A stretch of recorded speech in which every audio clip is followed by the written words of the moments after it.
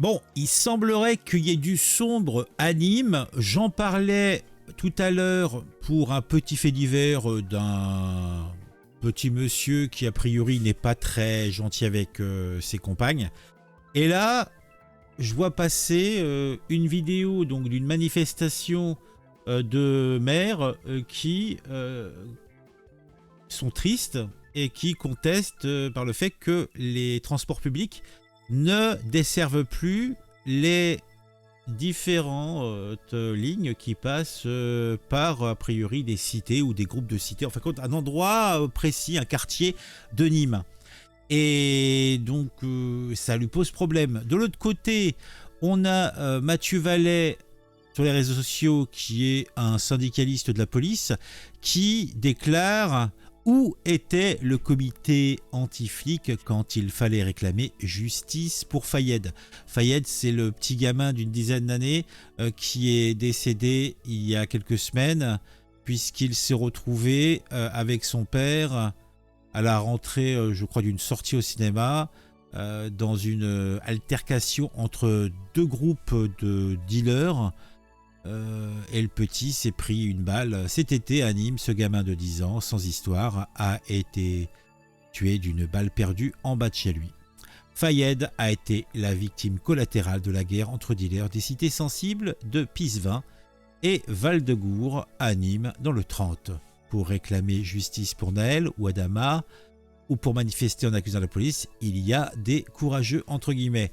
Où sont ces mêmes militants pour défendre les familles endeuillées des quartiers par les armes des voyous? C'est vrai que ceux-là, on les entend pas. Alors qu'est-ce qu'ils déclarent? Ce petit Fayed, 10 ans, qui est rentré avec son oncle militaire de la République, qui a servi en opération extérieure, qui a pris une balle perdue parce que au quartier de Val-de-Gour et au quartier de Pisevin, on a une véritable guerre de territoire que les dealers mènent à ces honnêtes gens, en mettant l'omerta, en prenant en otage ceux qui payent des impôts et à ceux à qui on ne donne jamais de micro. Fayed, j'ai pas vu toutes les associations Justice pour Naël, Justice pour Adama, qui ont porté les t-shirts Justice pour Naël. Pourquoi? Parce que c'est peut-être plus courageux d'aller taper sur les policiers que d'aller dénoncer les criminels et les voyous dans notre société. Alors, à ce poste, d'après le président hier soir sur France 3, le trafic de drogue est quasiment à l'agonie et victime de l'inefficacité de la prohibition. Pourtant, on a eu l'exemple aux USA. Bon, je sais pas, alors on va peut-être en voir un petit peu plus. Alors qu'est-ce qu'on a? Gilbert Collard: l'efficacité de Darmanin depuis la visite du sinistre de l'Intérieur à Pisevin, la médiathèque a fermé, les bus ne passent plus et désormais les crèches publiques fermeront plus tôt. Les dealers, eux, sont toujours là. Eh bien, effectivement, ça interroge et ça pose problème. Attends, on va regarder un petit peu, qu'est-ce que ça raconte de beau? C'est la double peine pour les habitants du quartier de Pisevin. En plus de subir une multiplication des fusillades, ils doivent désormais subir un recul des services publics. Aucune amélioration de la situation sécuritaire du quartier ne se dessine. La priorité absolue doit être accordée à la sécurité des enfants et au personnel qui travaille dans ce quartier. Nous allons donc réduire leur durée d'exposition aux risques extérieurs. À partir d'aujourd'hui, les crèches par exemple accueilleront les enfants 1 heure de moins que d'habitude. Un nouveau coup dur pour cette mère de 3 enfants. Ça vient s'ajouter au bus, ça vient s'ajouter à tout. La fermeture de la médiathèque, les médecins qui menacent de fermer, de partir. Déjà qu'on se sentait isolé, mais alors là on se sent encore plus isolé de tout. On est à l'écart de la ville de Nîmes en fait, alors qu'on est des citoyens comme tout le monde. En effet, depuis quelques semaines, le quartier de Pisevin n'est plus desservi par les transports en commun. Des arrêts temporaires ont été mis en place pour contourner cette zone, gangrénée par le trafic de stupéfiants. Selon le président du comité de ce quartier, le maire fait le choix d'abandonner ses habitants. Le maire de Nîmes, il est à côté de la plaque parce qu'il a délaissé carrément les quartiers dits sensibles autour de la ville de Nîmes. On baisse pas le pantalon devant une trentaine de personnes. C'est pas intelligent de carrément baisser les bras devant l'adversité. On baisse les bras, oui, oui. La mairie n'a pas souhaité répondre à nos questions. Dans un communiqué, elle déclare que la sécurisation du quartier relève de la responsabilité de l'État. Oui, c'est vrai que la mairie, elle doit s'occuper de ses administrés, certes, mais dans un cadre limité, en fait. Si la mairie gérait les questions de police, la question serait différente, mais c'est pas le cas. Hein, c'est le boulot du préfet. Donc après, c'est clair que ses employés, elle va pas les mettre en danger. Ça serait pas acceptable.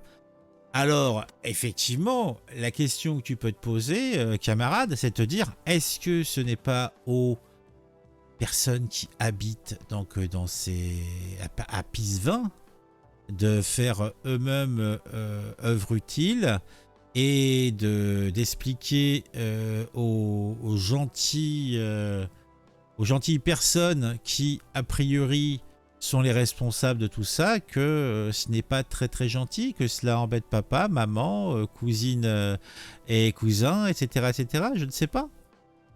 Alors, ah bah tiens, on a... c'est la petite vidéo que vous regardez. Hein, des mamans en colère bloquent des bus pour protester contre la suppression des arrêts dans le quartier Pisevin, gangréné par le trafic de drogue au cri de « on est pris en otage ». Effectivement, tout cela n'est pas bien beau, tout cela n'est pas bien propre. Alors, on continue. Alors Nîmes, a priori, c'est la fête à la saucisse. Je me fais siffler et insulter tous les jours, le ras-le-bol des habitantes face au harcèlement de rue. Tout cela encore à Lille.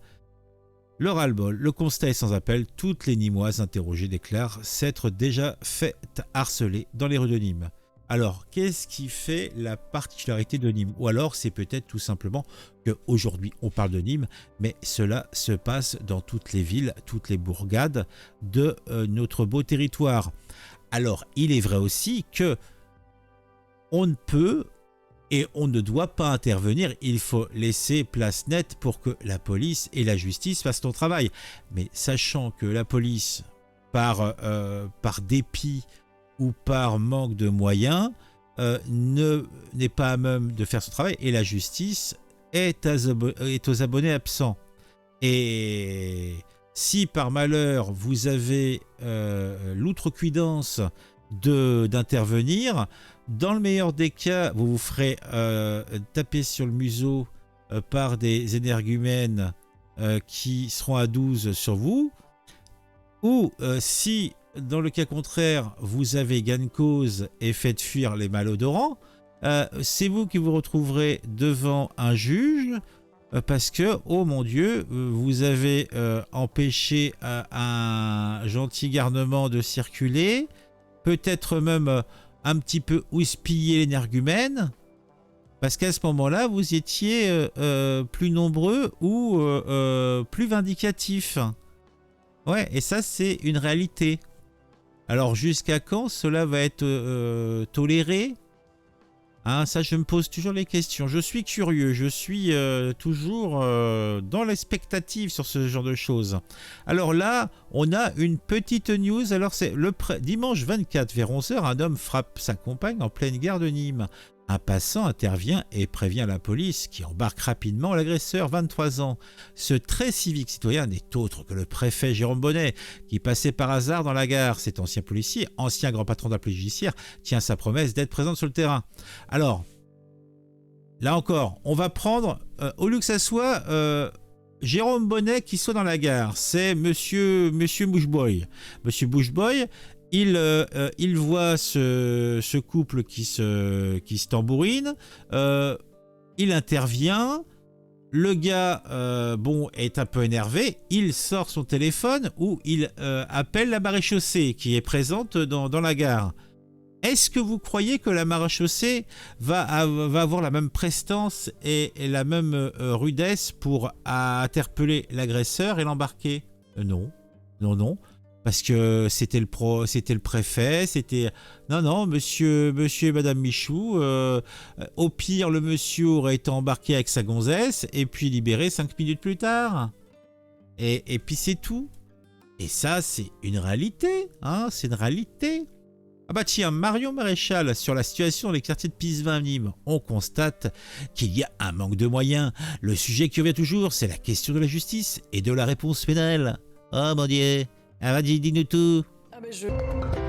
Alors la question, ça serait, est-ce qu'il ne faudrait pas que chaque juge ou futur juge, chaque futur procureur, toutes les personnes qui devront juger ce type de fait, ne devraient pas faire des stages pratiques, je ne sais pas, passer 6 mois hein, dans un service social ou dans un service de police et être au plus proche donc, des faits, aller même sur le terrain, pourquoi pas.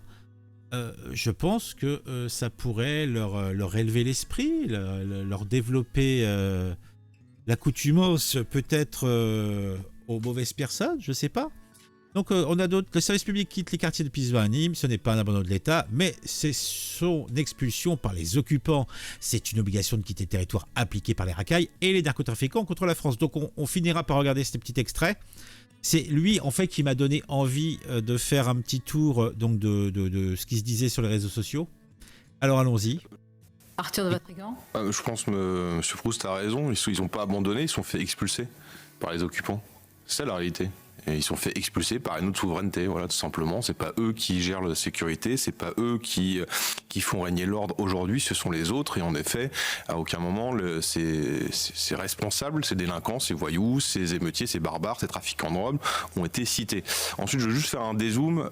Les services publics sont en retrait dans les banlieues, certes, et pour des raisons voilà, d'expulsion, mais les services publics sont en retrait en fait un peu partout dans la France. Il faut jamais oublier la France périphérique et les zones rurales qui sont abandonnées par l'État depuis des décennies, et c'est pas pour des raisons cette fois-ci de soumission ou de dangerosité. Il faut jamais oublier, parce qu'à chaque fois on met le zoom sur ces quartiers-là, très bien, mais dans les zones périphériques, les zones rurales, vous n'avez plus aucun service du tout, alors qu'il n'y a aucune raison de sécurité. Mais oui.